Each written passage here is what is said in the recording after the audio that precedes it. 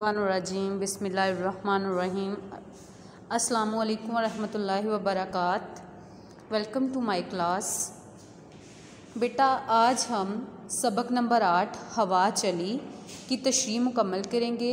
उन्वान है मफ़हूम व तशरीह। तदरीसी मकासद बच्चों को इस काबिल बनाना कि वो इंसानी ज़िंदगी में हवा की ज़रूरत व अहमियत से वाक़फ़ हो सकें। बच्चों को हवा के फ़वाइद से आगाह करना, नज़म को नसर में तब्दील कर सकें। बेटा हम इसकी जो शेर नंबर 1 से लेके 4 तक ऑलरेडी इसकी तशरीह और मफ़हूम कर चुके हैं। आज हम उससे नेक्स्ट यानी शेर नंबर 5 करेंगे।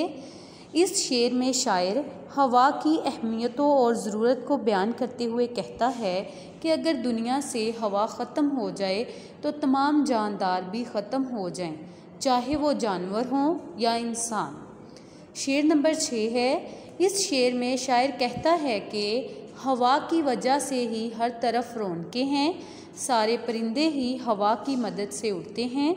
अगर ना हवा होती तो कोई भी परिंदा उड़ ना सके, और ना ही चिड़ियों की चहचहाहट हो, और ना ही कबूतरों की गटर गूं हो, और ना ही कौवे काएं काएं करेंगे। नेक्स्ट है शेर नंबर 7।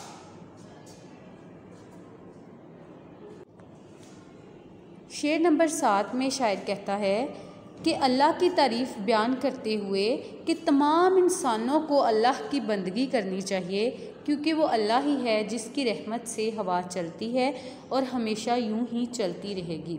बेटा आपने अपनी इन तीनों बंद की तशरीह को अपनी नोटबुक पे लिखना भी है और याद भी करना है। इसी के साथ हमारा आज का जमात का वक़्त ख़त्म होता है। अल्लाह हाफिज़ एंड टेक केयर योरसेल्फ।